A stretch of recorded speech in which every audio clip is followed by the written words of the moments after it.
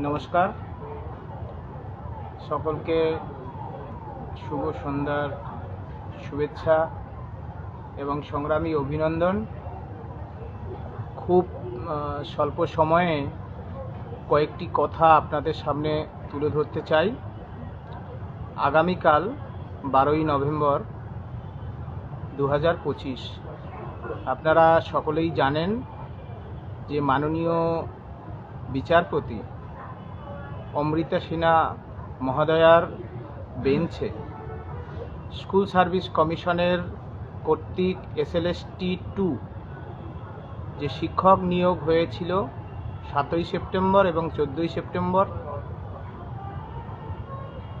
তার যে গেজেট এবং নোটিফিকেশান, সেখানে শিক্ষকদের যারা SSC 2016 প্যানেলের যোগ্য শিক্ষক, বিশেষ করে যারা সর্বহারা, যাদের চাকরি চলে গেছে রাজ্য সরকারের সংগঠিত দুর্নীতির কারণে, সেখানে অভিজ্ঞতার জন্য 10 নম্বর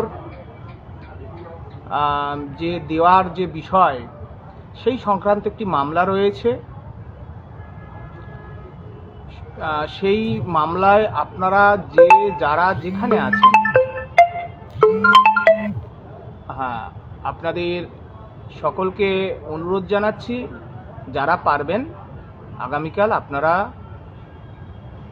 মহামান্য কলকাতা হাইকোর্ট চত্বরে আপনারা উপস্থিত থাকবেন। এই অভিজ্ঞতার নম্বর এটা নয় যে এই প্রথমবার দেওয়া হলো। 1999 সাল থেকে যে স্কুল সার্ভিস কমিশনের যে পরীক্ষাগুলো হয়েছে, আপনারা যদি খোঁজ নিয়ে দেখেন সেখানেও দেয়া হয়েছিল। যাই হোক, আগামীকাল এই বিষয়ে মেগা শুনানি আছে, আমরাও উপস্থিত থাকব। মাননীয় কোর্ট, মাননীয় বিচারপতি মহোদয়া, তিনি যদি আমাদের ভুক্তভোগী আক্রান্ত শিক্ষকদের, শিক্ষিকাদের বলার সুযোগ করে দেন, তাহলে আমরা নিশ্চয়ই চেষ্টা করব।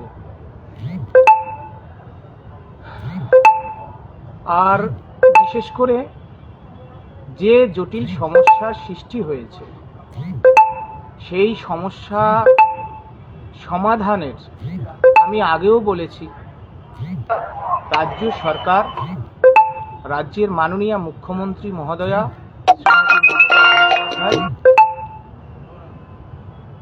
Board, school service commission, principal secretary, school education, সকলকেই ব্যক্তিগত পর্যায়ে সমষ্টিগতভাবে আমি চিঠি করেছিলাম। একটু নেটওয়ার্কের সমস্যা এসেছিল। তাদেরকে বহুবার চিঠি দিয়েছি, বহুবার ডেপুটেশন দিয়েছি, জানিয়েছি যে এই যে বর্তমান সমস্যা, নতুন চাকরিপ্রার্থী ভাই ও বোনেরা, সহপাঠী এবং যোগ্য ওয়েটিং যাদেরকে বঞ্চিত করা হয়েছিল 2016 সালে, যাদেরকে বঞ্চিত করা হয়েছিল যোগ্য ওয়েটিং, প্রত্যেকের মুক্তির পথ ভ্যাকেন্সি বৃদ্ধি। যদি হিসাব করে দেখেন, 2012 সালের পরে SSC 2016 প্যানেল উড়ে চলে গেল। এই 14 বছরে অন্তত 84,000 শূন্য পদ হয়। সুতরাং রাজ্য সরকার নতুন চাকরিপ্রার্থী ভাই ও বোনেদের সাথে SSC 2016 প্যানেলের যোগ্যদের বিশেষ করে লড়িয়ে দেওয়ার একটা বন্দোবস্ত করেছেন।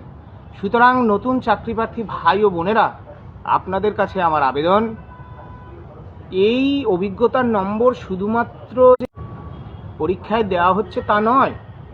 সুতরাং আপনারা আগামীকাল আপনাদের সম্মানীয় আইনজীবীরা যদি সুযোগ পান, এই ভ্যাকেন্সি বৃদ্ধির কথাও আপনারা উল্লেখ করবেন।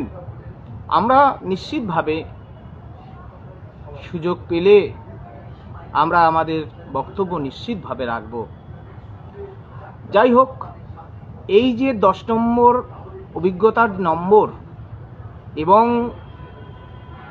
নতুন চাকরি প্রার্থীদের যে আশঙ্কা, এর একমাত্র সমাধান পর্যাপ্ত ভ্যাকেন্সি বৃদ্ধি। আরও অন্তত 35,000 শূন্য পদ সৃষ্টি করতে হবে। একজনও এসএসসি 2016 প্যানেলের যারা যোগ্য, যারা নিষ্কলঙ্ক শিক্ষক শিক্ষিকা ছিলেন, তাদের বঞ্চিত করা চলবে না। আমরা আপনাদের কথা দিচ্ছি, আমরা শেষ বিন্দু পর্যন্ত যে যোগ্য শিক্ষক ছিলেন তার চাকরি কারা হলে আমরা রাস্তায় যেভাবে আছি থাকব। আগামী দিনে সময় আপনাদের সেই প্রশ্নের উত্তর দিয়ে দেবে। যাই হোক, এটুকু আপনাদের বলার ছিল। আপনারা যারা পারবেন আগামীকাল উপস্থিত থাকবেন। এখানে আপনাদের আমি বলেই রাখি, তা এই যে 10 নম্বর নিয়ে আপনারা এত কথা বলছেন, এত চিন্তা করছেন, এটা একটা এক্সিকিউটিভ ডিসিশন। আমি সুপ্রিম কোর্টে মামলা করেছিলাম এই গেজেট এবং নোটিফিকেশন বাতিলের মামলা। এটা একটা executive decision. The court can't interfere and cancel the executive decision or policy. আপনাদের আমি বলি, দেখুন, আপনারা শুধু এসএসসি 2016 প্যানেলের সাথে নতুন চাকরি প্রার্থী ভাই ও বোনেদের কোনো বিরোধ নেই। আমি আপনাদের এইটুকু বলতে পারি যে এখানে রিএজিটেশন করা হচ্ছে, অলরেডি যে ম্যাটারগুলোকে ডিসাইডেড হয়ে গেছে এখানে রিএজিটেশন করা হচ্ছে। বরং রিএজিটেশন না করে বাংলার তামাম বিশিষ্ট আইনজীবীদের কাছে আমার অনুরোধ, যাতে আরও পর্যাপ্ত শূন্যপদ বৃদ্ধি করে বাংলার শিক্ষক শূন্য বিদ্যালয়গুলোকে বাঁচানো হয় ছাত্রছাত্রীদের স্বার্থে, তাতে পশ্চিমবঙ্গেরই মঙ্গল। আর খুবই পরিতাপের বিষয়, আজকে যখন আমি ধর্মতলা এলাকায় যখন আপনাদের সামনেই লাইভে আসছি, আজকেই আপনারা শুনেছেন যে চাকরিচোর পার্থচন্দ্র চট্টোপাধ্যায় সহ সুবীরেশ ভট্টাচার্য তাদের বেল হয়েছে। অর্থাৎ চোরেদের হলো বেল, আর আমাদের কেন্দ্রীয় তদন্তকারী সংস্থা সিবিআই দেখালো খেল। আর এসএসসি 2016 প্যানেলের যোগ্য শিক্ষক শিক্ষিকাদের জীবন হয়ে গেল হেল।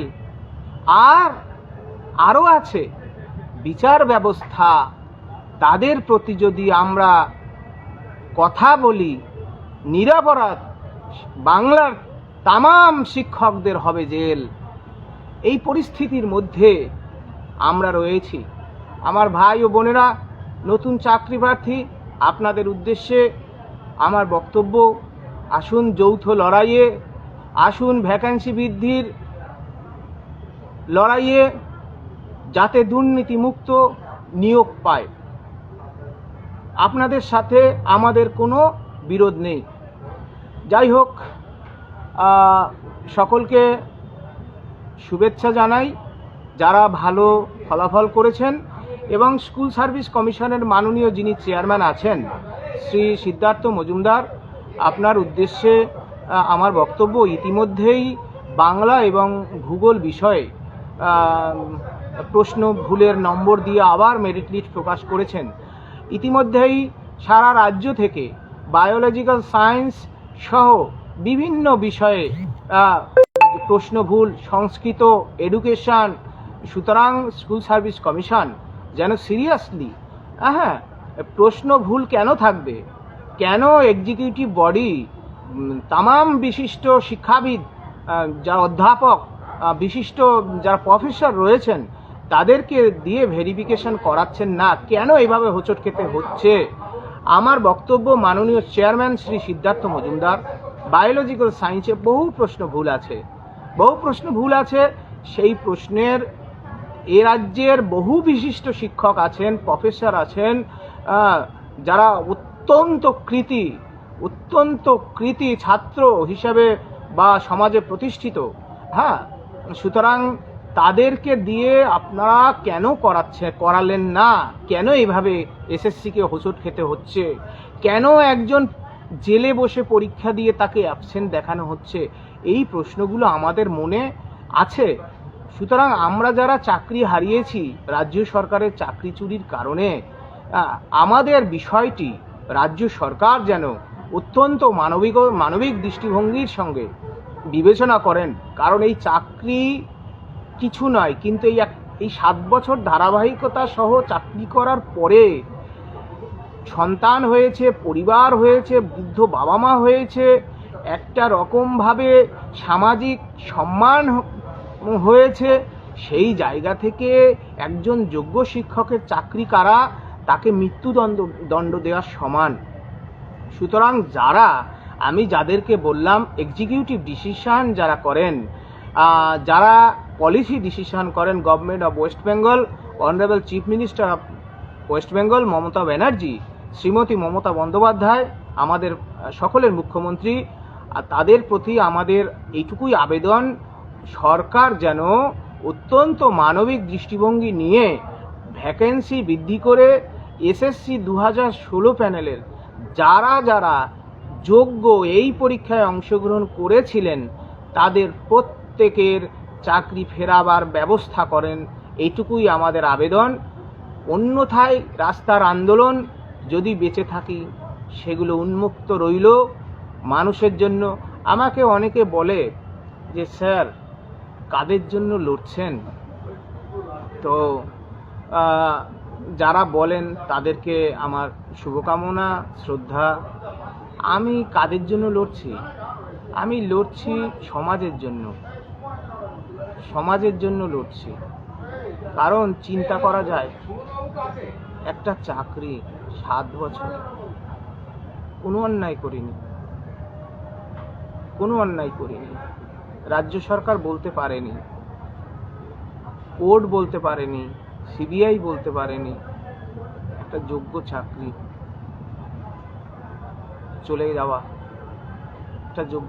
চলে যাওয়া। যাই হোক, সরকার নিশ্চিতভাবে বিবেচনা করবেন, এটুকু আমাদের আশা। আর যে বিশেষ বলার নেই, ভুলে গেলাম আমি কথাটি। আগামীকাল প্রত্যেকেই আসুন। হ্যাঁ, ভ্যাকেন্সি বৃদ্ধি হলে সকলের মঙ্গল। আপনারা বোঝার চেষ্টা করুন, অহেতুক মিথ্যেভাবে লড়িয়ে দেওয়া হচ্ছে, রিঅ্যাজিটেশন করা হচ্ছে, একটা ডিসাইডেড ম্যাটার রিঅ্যাজিটেশন করা হচ্ছে। সুতরাং আমরা এ রাজ্যে এমন কাউকে পেলাম না যে যারা অন্তত পিঠ চাপড়ে বলছেন যে আহারে তোদের চাকরি চলে যাওয়ার জন্য আমরা দুঃখিত, আমরা অত্যন্ত মর্মাহত। সুতরাং উল্টে তারা অনেকের কর্মকাণ্ড এরকম যে এই পরীক্ষাটাও তছনছ হয়ে যাক। আমরা মাননীয় বিচারপতির দৃষ্টি আকর্ষণ করব, যাদেরকে 10 নম্বর দেয়া হচ্ছে তারা কারা, তাদের তালিকা যেন স্কুল সার্ভিস কমিশন প্রকাশ করেন। আমরা নিশ্চিতভাবে সুযোগ পেলে যাতে যোগ্য তালিকা, অযোগ্য শিক্ষকদের, শিক্ষিকা এবং শিক্ষাকর্মীদের তালিকা পাওয়া গেছে।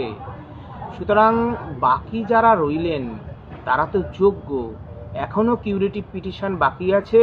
স্কুল সার্ভিস কমিশনের মাননীয় চেয়ারম্যান শ্রী সিদ্ধার্থ মজুমদার মহোদয়, আপনার প্রতি আমরা বারবার গিয়েছি। 23শে সেপ্টেম্বরের কলকাতা যখন ডুবে গেল তখনও গিয়েছি, মৃত্যু ভয়কে উপেক্ষা করে গিয়েছি, সব জানেন। সুতরাং সরকার যদি সত্যি সদিচ্ছা থাকে, এই যে পার্থ চ্যাটার্জিরা, এই যে সুবিদেশ ভট্টাচার্যরা চাকরি চুরি করেছিল, এগুলো তৃণমূল কংগ্রেসও অস্বীকার করে না। তৃণমূল কংগ্রেসের যারা সৈনিক তারাও অস্বীকার করেন না। সুতরাং সরকার যেন সেই অতীত অভিজ্ঞতাকে পাথেয় করে, দেখবেন এডুকেশন সাবজেক্ট অনেক কম নম্বর পেয়েছে অনেকে যারা আন্দোলনে ছিল।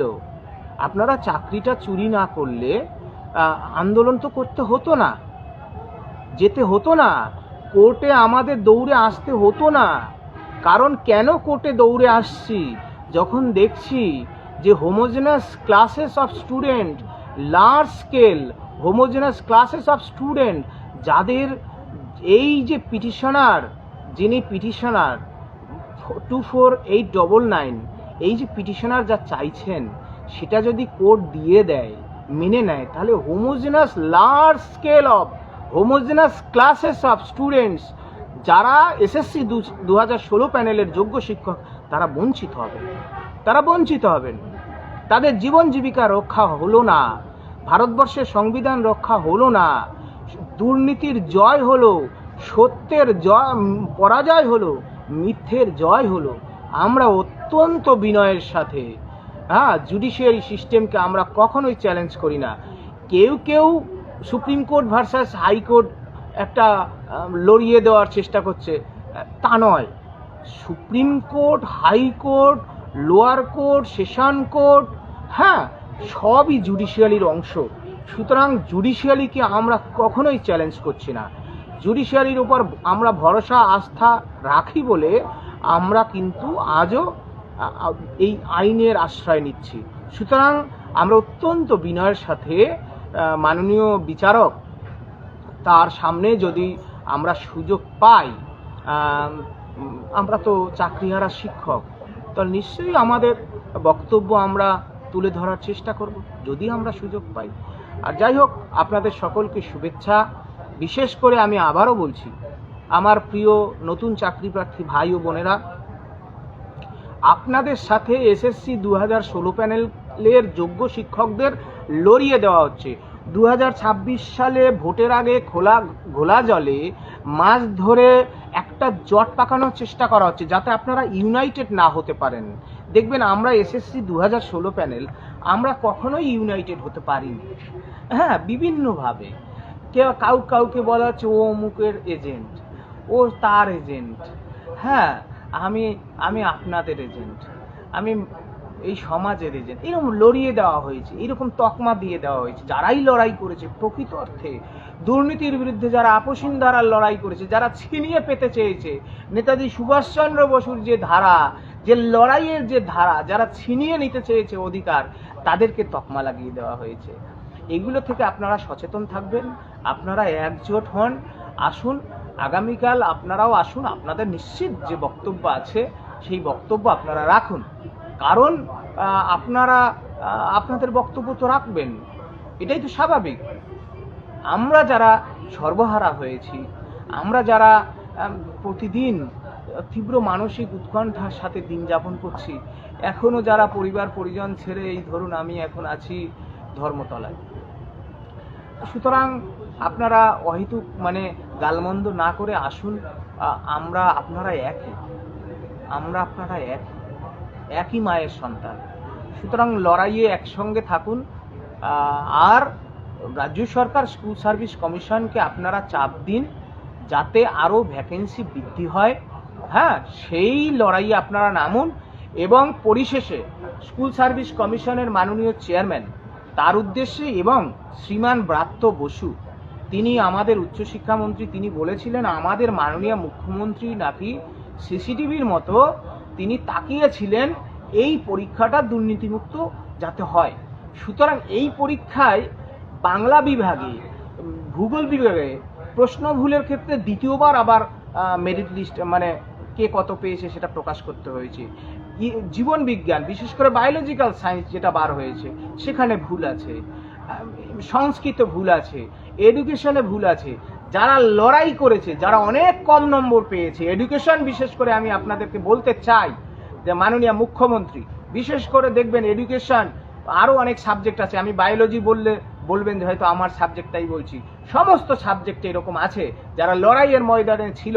আপনাদের দুর্নীতির কারণে যারা লড়াইয়ের ময়দানে ছিল, তাদের চাকরি নিশ্চিত করার জন্য উপযুক্ত পথ হচ্ছে যোগ্য তালিকা ও পর্যাপ্ত ভ্যাকেন্সি বৃদ্ধি। যিনি বলছেন মধুমিতা সর্দার, আপনার চোখে ধর্মতলা থেকে একটা কালো চশমা নিন, কালো চশমা পরুন, ভালো হবে। হ্যাঁ, চোখে সাদা জল দিন। ছোট মনে কখনো বড় কাজ হয় না, বড় কাজ করতে গেলে বড় দিল হোনা চাইয়ে। ঠিক আছে, ধন্যবাদ আপনাকে, কমেন্ট করেছেন তার জন্য প্রণাম নেবেন। আপনার বাবা মা গুরুজনদের আমার প্রণাম নিবেদন করছি। যাই হোক, সকলকে শুভেচ্ছা। লাইভটি আর আমি দীর্ঘায়িত করলাম না।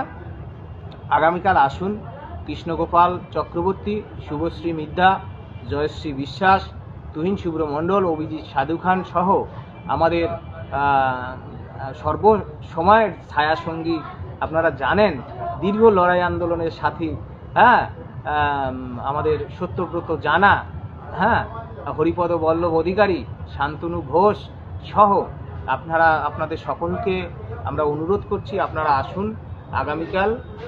এবং আরও অনেক সাথী আছে আমাদের যারা বিভিন্ন সময় বিভিন্ন আন্দোলনে নেতৃত্ব দিয়েছেন, তারাও আসবেন। তাদের সকলকে শুভেচ্ছা। আমরা একসাথে এক হয়ে লড়তে পারি কি না, সেই জন্য আপনাদের সকলকে এই আহ্বান জানিয়ে আজকের এখানে ছোট্ট লাইভ শেষ করছি। আর শেষে একটি কথা, পার্থচন্দ্র চট্টোপাধ্যায়, চাকরি চোর পার্থচন্দ্র চট্টোপাধ্যায়ের বেল হয়ে গেল। সিবিআই, কেন্দ্রীয় তদন্তকারী সংস্থা, মনে আক্ষেপ রয়ে গেল কোন অপরাধে 7টা বছর স্বপ্নের চাকরি, শিক্ষকতা, সেই চাকরি চলে গেল কোন অপরাধে? মরার আগেও এই প্রশ্ন থেকে যাবে মনে। দেখুন, রাষ্ট্রযন্ত্রের বিরুদ্ধে লড়ে কতদূর কি করতে পারবেন? আমাদের কি সেই অর্থনৈতিক সাপোর্ট আছে? 1 মাস পুরো বেতন বন্ধ ছিল, তাই রেশনের দোকানে দৌড়াতে হয়েছে। তো সুতরাং আরও আগের মাসেও বেতন কেটেছে, তা এই মাসেও কেটেছে। তা এগুলো তো ন্যাচারাল প্রসেস চলবে। তা আমাদের তো সেই ক্ষমতা নেই রাষ্ট্রযন্ত্রের বিরুদ্ধে। হ্যাঁ, আমরা চেষ্টা করছি, আমরা রাস্তা ছাড়ছি না, রাস্তায় দাঁড়িয়ে থাকবো, ঝড় আসুক বৃষ্টি আসুক। হ্যাঁ, সবাইকে প্রণাম, নমস্কার, হ্যাঁ, সালাম, জয় জহর, জয় গরাম। আমার রাজবংশী, আদিবাসী, তপশিলি, নমশূদ্র, মুসলমান সমাজের সব অংশের মানুষ, মায়েরা, বোনেরা, ছাত্র, যুবক, আপনাদের আমি সন্তান, ভাই, বন্ধু, দাদা, সহপাঠী। আপনারা অন্তত এই মর্মে এখন যে আগামী জেনারেশন, আগামী প্রজন্মকে বাঁচানোর জন্য আপনারা অন্তত দুর্নীতির বিরুদ্ধে লড়াইয়ে এখন। দুর্নীতি এমন একটা ব্যাধি, দেখুন এত কষ্টের একটা চাকরি মেনে নেওয়া যায়? তাহলে চাকরিহারারা মেনে নিয়েছে, আবার পরীক্ষাও দিয়েছে। হ্যাঁ, এটাই রাষ্ট্রযন্ত্রের একটা পলিসি বলতে পারেন। আর একটা বিষয় হচ্ছে বিচার ব্যবস্থার প্রতি আমার আবেদন, এখনো কিউরিটি পিটিশন বাকি আছে। আপনারা এখনো পারেন এসএসসি 2016 প্যানেলের যারা নিষ্কলঙ্ক ছিল, যাদের নামে কোনো অভিযোগ নেই, সন্দেহের বশে তাদের চাকরি, কারা সংবিধান রক্ষার বিরোধী, জীবন জীবিকা রক্ষা করতে না পারা সংবিধান রক্ষার বিরোধী, ফান্ডামেন্টাল রাইটস রক্ষা করতে না পারা সংবিধান রক্ষার বিরোধী। এই চাকরিটা যদি ফেরে, আমরা ভাববো সত্যের জয়, মিথ্যার পরাজয়। আর যদি সত্যি কোনোদিন না ফেরে, এই আমি বলে রাখছি, আমি একটা ক্ষুদ্র মানুষ, আমি থাকি আর না থাকি, কখন কি হয় আমি নিজেও জানি না। ভারতবর্ষের ইতিহাসে, পশ্চিমবঙ্গের আমাদের মাননীয় মুখ্যমন্ত্রীর রাজত্বকাল বা ইতিহাসে এই যে চাকরি চুরির কলঙ্ক, যে 7 বছর একটা যোগ্য শিক্ষক সে জানলই না তার অপরাধ কি, তার চাকরি চলে গেল, বিচার ব্যবস্থা চোরেদের পানিশমেন্ট দিতে পারলো না, কেন্দ্রীয় তদন্তকারী সংস্থা ঠিকঠাক তদন্ত করলো কি করলো না বিশাল প্রশ্ন। আর আমাদের মাথার উপর আমার বাবা, আমার ঠাকুরদা, আমার ভগবান বিচার ব্যবস্থা ন্যায় দিল না। নমস্কার। তবুও পরিশেষে বিচারের আশায় বিচারালয়ে আমরা ঘুরে বেড়াচ্ছি আজও। নমস্কার।